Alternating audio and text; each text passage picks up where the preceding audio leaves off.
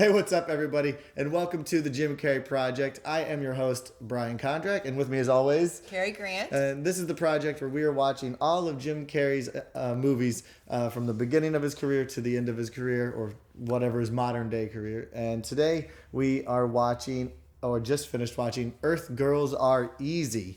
This is a 1989 movie, or it was actually had two release dates, but we'll go ahead with 1989. It stars Geena Davis, Jim Carrey, Damon Wayans, Jeff Goldblum, and Julie Brown. It was directed by Julian Temple. And so, yeah, let's go ahead and just jump right into it. So, what'd you think?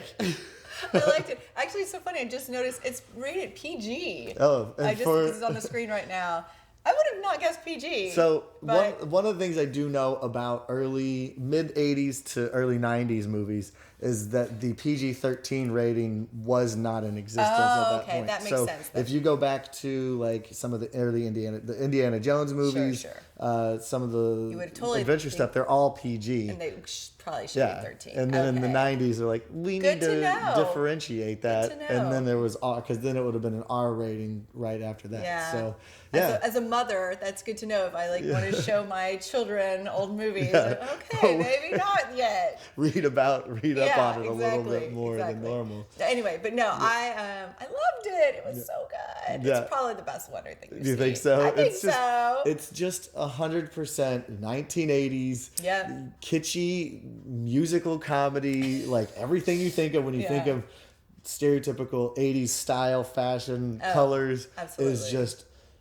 shoveled on and shoveled into your face like this entire movie. Just shovel it in my face. So, for those of you that do not know, Earth Girls Are Easy is a movie in which three aliens, Jim Carrey, Damon Wayans, and Jeff Goldblum, crash land into Geena Davis's pool, and she is having trouble with her boyfriend, but then decides to go on adventures around Los Angeles with these aliens. Hijinks is what we'll call them. Pretty much. Yeah. So I forgot that it was a musical comedy until I didn't know it was either. When wait a second, this is a musical number in the manicurist shop. Yeah, totally. Everything. And that's that was the biggest number probably that they did. So it was it made it seem like it was quite the musical when actually there wasn't as many musical numbers as I thought there would be after seeing that first one in the salon. But for being a musical comedy, 3 music numbers, 3 or 4 does not make a musical comedy. No, you definitely need to have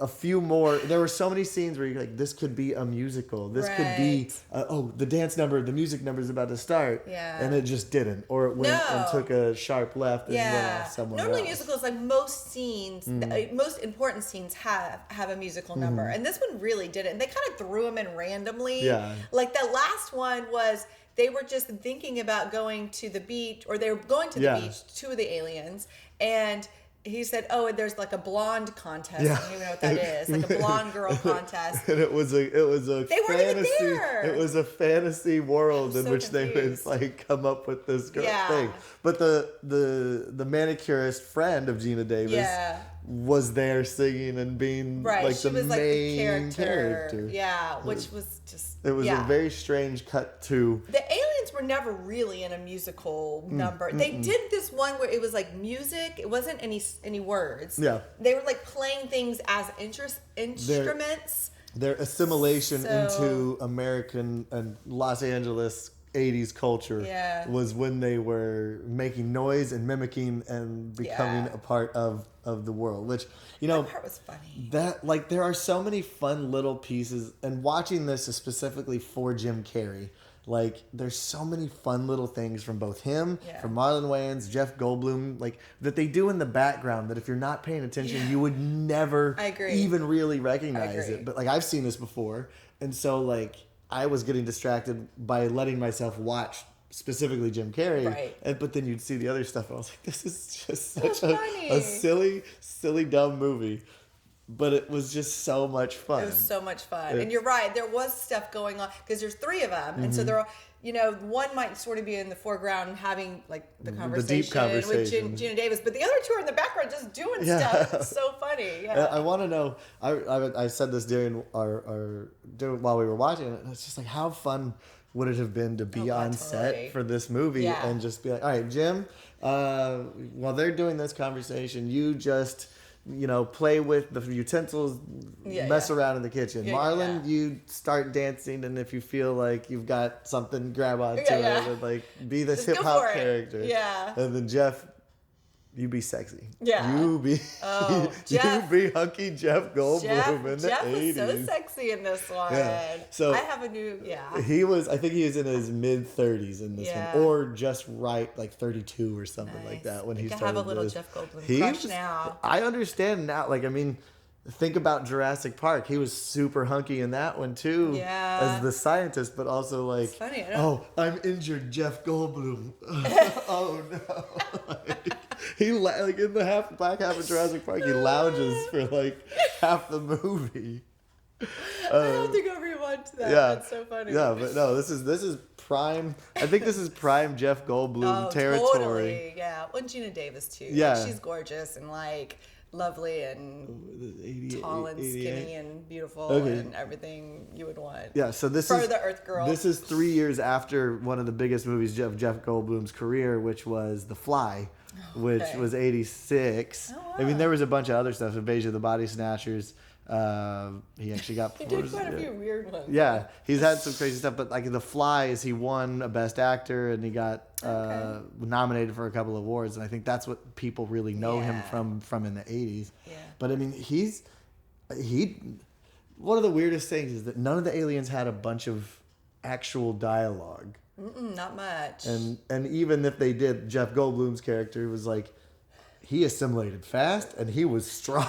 Well, in all of it. I mean, I think the concept was okay because he was sort of the leader, and so it kind of makes sense that he grasped the language the best and the fastest and could communicate with Geena Davis's character because the other ones never really like poor. Marlon Wayans. Yeah, Damon Wayans. Marlon Damon. Didn't really have just a whole lot of lines. He was funny in it, and I loved his dance off. Yeah. But he actually didn't speak all that much. And then Jim Carrey, I thought, was the best at the learning the assimilation of like copying people and the like. He was probably the best at like doing the voices, doing the intonations, doing all the faces and everything. Yeah. So I think I don't know. I was paying attention to that. I don't know if you said you were kind of watching him too. Yeah. He was usually the one who did those the first or the only one who did it and definitely the best. Yeah. And I mean, this is where he is probably at his height of his stand-up career. Right. And his impressions and like, we keep seeing the same kind of impressions that he's done his stuff. He's like, he's got that control. And you're just like, yes, Jim, you're being so cute. He is so cute. He came out as the blonde surfer dude. You're like, oh, he's a cute boy. Yeah. Wasn't he? He's like, yeah. Oh. No, I thought, he was really great it was fun to watch him do those. It would kind of an impression, but it's not completely an impression. It's just like a real short, copying of somebody else, but just like so perfectly that you almost, if you just heard it, you would almost think it's the same person. I think. Oh, you're talking about where they would have the early on. Yeah, but I think a lot of it was straight up audio. Like some of it was, but I think he was doing it sometimes on his own too. True. Which is incredible. You're right though. Sometimes they were actually taking the recording. Yeah, it's just whatever it just said. It's like, wait, Carrie, no. He has. This is another video, like another movie, where it's so absurd, and it's such just a strange character and script and just everything, but again, Jim Carrey's so authentic in his kind of role. Like, it makes it feel like he is that alien coming into this world and learning all what we've got going on here. And it is just so much fun. He was the most alien-like in what you would imagine the alien would be, like awkward and couldn't, not just his body, the way he moved. If you watch sometimes even just when they were walking, like, or when they were dancing in the club, he just looks more alien, more weird than everyone else can. I mean, even like when Damon Wayans did the dance-off, he had a couple weird moves early on, but then obviously the dance-off, he was copying the other person, so it looks a little more normal. For the assimilation, he's like, oh, I can see it and I can do it, which is fun. Yeah, which I'm sure that wasn't all him dancing, because sometimes you couldn't see his face, but he looked like he had some moves in there too. I think he's probably got some good stuff. I mean, Jim Carrey is just, it's no question why he got that role. He just has that alienness to him that just fits really well with the character. Yeah. Whereas Jeff Goldblum, you're right, was sort of like the sexy one. He didn't need to do anything. So he didn't need to do anything weird alien. He just existed and exuded hunk. Pretty much. Pretty much. That's what we gotta do. He was Jeff Goldblum, but with his shirt off a lot of the time. Yeah, I know, right? What happened here? Whatever. And says weird words, kind of weird sometimes. Yeah. But that was about it. Mimicking. The one person he chose to mimic the most was Jerry Lewis's character from The Nutty Professor, where he he's a nerdy professor, terrible, like awkward, and he makes a serum and he drinks it and he turns into Mr. Dean. That's right. What's his name? Who's the piano? Okay, that's what he was doing. Yes. The piano guy. And Frank Sinatra, Rat Pack, all those guys. Oh, yeah. He becomes Mr. Suave, and it's like that's he assimilated. He grabbed it. Yeah, that was his thing. So which fits him. Yeah. Here's something I didn't know before we started watching this movie, and that was looking up Jeff Goldblum's stuff. He was married to Geena Davis in 1987 until 1990. So they in '89. Right after the. Yeah, is this what tore them apart? No. It's funny they were together before they filmed it. Yeah, they got married, probably started production on this one, filmed it, and then it got put into post-production. I did not know that. I didn't either. I didn't. Oh wow. He had been divorced for a year before he got divorced in 86 and then married her in 87 and then divorced in 90. So it was only a very short-lived marriage, but I mean, it might be explained how intimacy, like very good and clear intimacy in those moments when they were like the love touch. It was funny. Geena Davis was funny in this one too. Like she played someone who was very empathetic and understanding and like totally accepted them almost from the beginning. Yeah. But kind of ditzy too. Like, she was very uncoordinated anytime she was around her boyfriend, who I guess was I don't remember what his actual name. It's not Michael McKean. It's the other guy, the doctor character. But she was always so awkward around him, and it was funny that she was so in control of herself around the aliens and everything like that. So it really sets the tone that like, you're not of this world. You don't belong with the human race and stuff like that. Yeah. But it was funny. And I think she was just off Beetlejuice too. So she was a pretty big name at the time. Sure. Did I look her up? I didn't remember what I did. I don't remember when Beetlejuice was, but I think it was definitely 88. So technically, with the first release of this was in 88. So this was all almost the same time. And she also was in The Fly, which I did not realize either. So this is not her first role with that's probably where they met. Jeff Goldblum. Yeah. I need to see that. Sometimes, they film and they take forever to get into production, but it probably was one of these two. Yeah. Both of these movies, both The Fly and Earth Girls Are Easy, probably had a lot of post-production involved in it for the special effects, maybe the music, the dubbing, the ADR and stuff like that.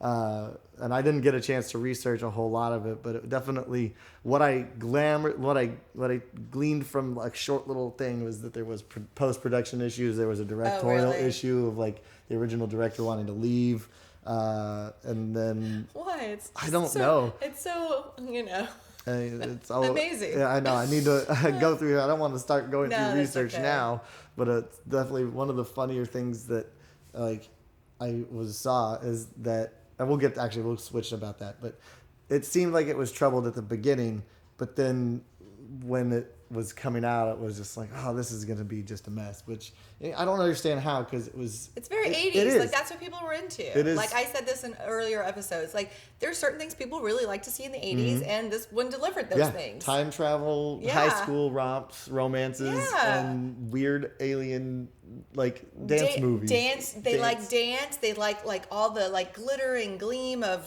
like the 80s, all the colors, and they love like the beach and the blondes like falling out of their tops. Yeah, which happened all over the place. Yeah, I mean there's like certain things that people really liked, and this one delivered all of those things. So I don't know why they would have been nervous about it. I mean, I guess it's kind of alien movie. So, but then once they shaved their red, yellow, and blue fur off, then it's just three actors acting silly after that, so and it's so funny. Shouldn't have been too weird. I mean, the start was funny because like it showed the spaceship, in outer space, and it was just like, it looks so like kiddie-ish and like there's that little toy that you like, the spinny toy that balances on a stick. And I mean, that's how bad it almost looked. What are we getting so into? Funny. I was a fan of the music numbers, though. Maybe they did that on purpose, I think it was. It's supposed to look terrible and kitschy. Yeah, I think so. It's so funny. Just a bunch of two hornball aliens that want to come to Earth. Totally. And are horny for human hairless species. Just a female. What a premise. What a premise. Who wrote this? I don't know. It was atrocious. No, not really. I mean, it's creative and funny, and it was. People were very like open in the 80s with their like wanting to have sex with a lot of people, or weird things, or I don't know, whatever. But it was the theme of a lot of movies, Yeah. Every woman we met was horny for aliens. They were. Earth girls are easy. Yeah. We talked about this a little bit. Especially after that tongue thing. Oh my god. There was that one scene. The one shot of Jim Carrey with a tongue. He had a tongue like that long. So funny. Innuendos and then all the ladies liked Jim after that. Let's talk about it real quick. Just how fun it is when movies are filmed in Los Angeles. We talked a little bit about it while we were filming it. It's almost a distraction sometimes to be like, oh, they're cruising down Hollywood Boulevard, or they're on Sunset Strip, or they're in what I thought was Santa Monica, but it obviously was not Santa Monica for the beach. But it's like, it's so funny to see those spots in LA when someone who wants to be there all the time, and someone who's lived there, it's like, I know where that place is. I've been to that Arby's. I've been to the Capitol Records building, or like I've hiked in all of these places, or I've been there. I spent time there. Yeah, it's a little distracting, but it's still so much fun. Well, oh, totally. Yeah. Well, and it's I think people. Okay, so obviously people. There's been films being made in Hollywood for so many years now, and it has changed, and sometimes it hasn't changed. And there's lots of areas that do still really look the same as it did back then. For me, I lived there, more recently, and so seeing it in this movie, you were like, oh, what it used to look like and how cool it was. I just watched Once Upon a Time in Hollywood, I haven't seen it yet. And I saw a little bit of commentary from Quentin Tarantino, and he was saying, because he grew up in LA, and it was his sort of love letter to Los Angeles, because he tried so hard, and they did such a good job of making it look like it did at the time. And so, it wasn't always perfect, he said, but just that feeling you get, and like when you see this movie, that's the same feeling. Like, it looks kind of like that Once Upon a Time in Hollywood is sort of how it was looking, And so, I think people, even if you've never lived there, but have been watching movies filmed there since you can remember, 50s, 60s, 70s, 80s, everyone has a bit of a love, I think, relationship with it, because I think when you watch movies, I don't know, to me, it's quite a visual story. Like, I very much am into where they are and what it looks like, and seasons and just all that kind of stuff. And LA usually has that summer season. Always has the because summer it is season. Always pretty much sunny. But it just really I don't know, it's part of a movie to me that makes it special. And even if it is a silly movie, or it's a serious movie, or whatever it is something I think that everyone can enjoy. There's so much iconic architecture and places that you've seen so many times. I know where I've seen it. It's like, it's just and people everywhere. who love movies, like we do, if you go there and you see it, like even before I moved there, when I had visited before, it was like places I thought I needed to go because at least just want to see it. I just want to experience because you feel a connection with certain places that you've seen on movies before. Yeah, one of so and so walked here, or so and so ate at that restaurant or whatever, and you're like, this is where they filmed that scene. Yeah, there's something special, and maybe not everyone is like that, but I'm like that. And you seem like you're like that. Yeah, very much so like that. And like the one of the examples I think in here was the Griffith Observatory, which location scouting has got to be one of the most unique kind of experiences, and probably one of the hardest things that you could actually probably do, because you need this exotic 1980s feel nightclub, right, for this movie, and you need this place where you can have this dance off.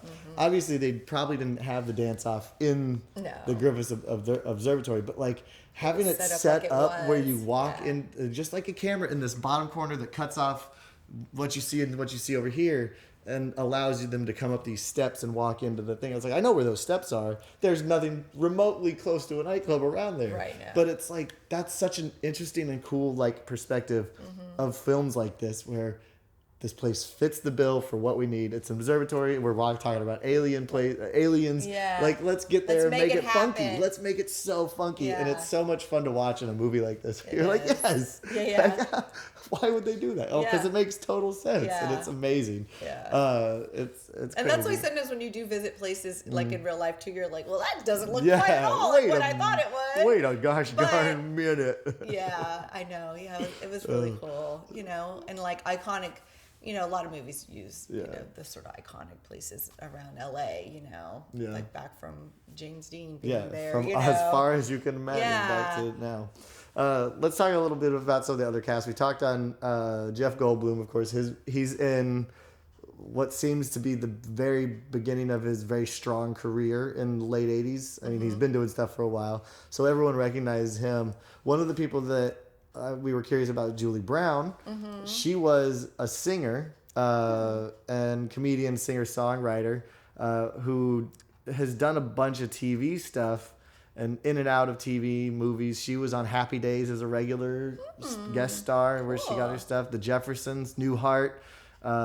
She ended up being on Quantum Leap. But she was a singer and comedian first, born and raised in California. And I mean, I know I've seen her before, but it's like, she's been around. She looks familiar for sure. The other person I want to talk about, of course, Michael McKean, who, when he walks in, he's the hippy-dippy stoner surfer guy, pool guy. Yeah. He has had one of the most intense careers ever with movies such as This is Spinal Tap, Planes, Trains, and Automobiles. He plays the Short Circuit too. He's got all of those. What are those mockumentary movies that were made? Earth. What is it? A Mighty Wind, or what is the one about the dog show? Best in Show, and all of those things. And it's so funny to see him in this ridiculous stoner pool guy kind of thing. It's funny. It was funny. That's really all I wanted to touch on. The other one. Oh, go ahead. Go ahead. No, you go ahead. Okay, so the other person, of course, is Damon Wayans, who at this point in his career is very early into his career, but he's got a bunch of stuff that he's gone on to. I'm Gonna Get You Sucker was a pretty big comedy in the 88. Roxanne, Beverly Hills Cop. But this is right before they start with his brothers and sisters. Right before, or right when they're starting to get in production for In Living Color. Which lends itself to one of Jim Carrey's most recognizable roles on television. That's where how that happened. Where they met each other on here. Maybe and you're funny. Maybe you should be the white guy on our show. One white guy. Yeah. And then there was one white woman on there too. And can you find out who the fiance's name was? The doctor. Doctor. I want to talk about him for a second. Dr. Ted Gallagher, Charles Rocket, which. The actor's name is just perfect for this movie. So for Damon Wayans, though, I guess he was sort of the first one that was really making stuff. There's so many. See, I don't remember which. I was doing some research on it the other day because for potential live episodes of this. That's right. We might have some live episodes. Don't hold me to that. But I know that all of them, like 3 or 4 of them, all work together to create. It's Damon, Marlon, not David Allen Greer. Who's the older one? See, I don't remember. I feel like Damon probably was one of the first ones because I don't think Marlon had. He was younger. I think he was the one who sort of came in with the show then a little bit. Yeah, I bet that's where that relationship started. Of like, this was fun. Yeah, we're starting the show. We have this. You might be interested, and I feel like really like obviously, like I said, I keep being surprised that Jim Carrey was such a big character in like so many big movies because really I was young still, like, and these are the 80s. I still wasn't even in my teens yet, or maybe just getting there. But I probably wouldn't have watched this yet. Right. But I just not up didn't your alley? know. Well, I was a country girl. Yeah. We didn't know the movies very often. And I just started dating, then I would have started going. So, I just didn't know he was in big movies like this. I really, truly thought, like, he got his start from the very beginning in Living Color. So, like, I don't know. It just always still surprises me that this is, like, this was a big movie with Geena Davis and Jeff big Goldblum. Stars. And he was in there just as much as everyone else. And that was, like, huge roles for him. But, I still feel like if In Living Color probably introduced him to the world, to the United States, to everybody. Because, like me, not everybody went to the movies. Yeah. But, I probably had to sneak behind my parents' back, but I probably could have turned on the TV and saw In Living Color. And then seen him and knew who he was. Yeah, and he's the most recognizable, white guy from that show. Which was like, I don't think my parents. I remember watching a little bit, but I don't remember if my parents like wanted us to watch it or something because it's adult humor. It's sketch comedy about politics and Like I remember watching a little bit of it, but I don't think it was something that we sat down as a family and watched it. But I do remember parts of it. We're getting into a territory that's potentially another completely different episode though, because I would like to do In Living Color at least a couple of episodes at some point. But watching him in that is where everyone probably thinks that he got started, but he had all these different little roles right leading up to it. But that's what happens, one little tiny thing at a time until you're like, this is my thing. This is how you made it. So let's talk about the reviews real fast. Okay. This had an estimated, which I guess they don't really know exactly what it ended up being, estimated $10 million budget. It made $3.9 million on release, on the theatrical box office release. We just paid $4 more. Yeah, I know, right? Jim Carrey just got 28 cents for our watching of this one. You're welcome. Yes. If you ever see these, you're welcome. And Jeff Goldblum, you too. Yeah, Jeff, all of you guys, you're welcome. We helped you get a candy bar from a gas station not in Los Angeles. So, according to the IMDb rating on Amazon and on some of our other stuff that I was looking at, it is a 5.3 out of 10. And reception, according to the Wikipedia, Roger Ebert concluded Earth Girls Are Easy is silly and predictable and as permanent as a feather in the wind, but I had fun watching it. Which another critic was calling it an infectiously goofy musical. There's some good laughs, endearing performances by Davis. There's a lot of reviews that just talk about what we've talked about and touched on is that this is absolutely absurd. But I had a really good time doing it. I know, exactly. Sometimes you just have to accept it. It doesn't make me it doesn't make me stupid. I just enjoyed it. It was fun. Yes. It was what the title lends itself. You're not thinking you're going in and watching Shakespeare or anything. Earth Girls Are Easy. You know what you're getting into. Yeah. And that's what we got. And I enjoyed it. And here's what it says finally at the end. It developed a cult following mainly due to Jim Carrey's later successes as a film comedian, which renewed interest in earlier films, etc., etc., etc. Which is what we're doing. It's a 66% positive rating from Rotten Tomatoes. Which we usually talk about our ratings first, and then we look at all this stuff. But everything that they've said is I 100% agree on. I would give it a 6 out of 10 for just quality of film. Yeah. Like, you know, you lose some attention, you lose your attention a little bit in it at some point. I give Jim Carrey's performance another 8 out of 10 or 9 out of 10 because it's just such a strange role and it's such a strange concept to be like, be an alien assimilating to the earth. Yeah. Okay, you nailed it. Yeah. I got this one. So those are my ratings. What do you think about it? Yeah, I would say I'd say the movie was 7 out of 10 because again, you're right. Like some of the video quality or not quality, but like just shots and stuff were a little bit odd. But overall, it's what I expected. Yeah, it was still funny. I liked it all. I'd say Jim was a good 8. Yeah, he's Jim. He did his thing again. He was consistent. I don't feel like he got to stretch very much in this one because he didn't have a lot of dialogue. Yeah, he was. So what he was supposed to look like an alien. He was supposed to talk like an alien and move like an alien, and he did all those things, and that was great. Yeah. He didn't have much room to do anything else. There's no real emotional pull or attraction to Jim Carrey's character except for the tongue. Which was, I'm guessing, some kind of what? That's movie magic. That two made hearts, that tongue. 2 hearts and long like tongues. A cow tongue. It's so it was nasty. actually kind of gross. Yeah. It's so nasty. Yeah. But the girls in the 80s like that. I think. So, I mean, we're at, where do we go from there? I know. I think that's a good place to wrap it up. We're at 30-ish minutes or so like that. So, overall, if you guys haven't seen Earth Girls Are Easy, it's a really fun taking like a handful of Halloween candy and eating it all at once. And you feel great for like 50 minutes. And then you're just like, except I don't really feel that gross. I don't feel gross about watching this. I don't feel like I don't feel gross. I do feel like maybe I could have done something else at that time, but I still enjoyed it. So let's just enjoy it. It's only an hour and 40 minutes. Yeah. It's a fun movie. So yeah, that's gonna do it for us at the Jim Carrey Project. Join us next week or next episode when we are going to we've got a lot of options. Like this is a point where as a host and as we have to make some decisions of what we're actually going to do next because there's a couple of movies that he's in for like 2 minutes in the late 80s that if we follow the word of the rule of like what the show is, we have to watch them and we have to watch them in order.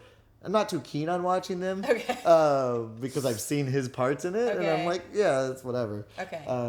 But this is either like we have to go back and we're going to go back into the TV film thing, stuff like that. But this seems like, kind of where things even happen even more now. This is where his career, his career definitely like takes a sharp shift and he becomes mainstream popularity and starts gaining mainstream popularity before we get into movies like Ace Ventura, which launch him into stardom and things like that. We can talk about that. So that's going to be on us. Next. Maybe it's a surprise. Yeah. We don't have any idea what's going to happen next, but we know it will be a Jim Carrey movie or TV show. So guys, thank you so much for joining us with the Jim Carrey Project. I think I already said that.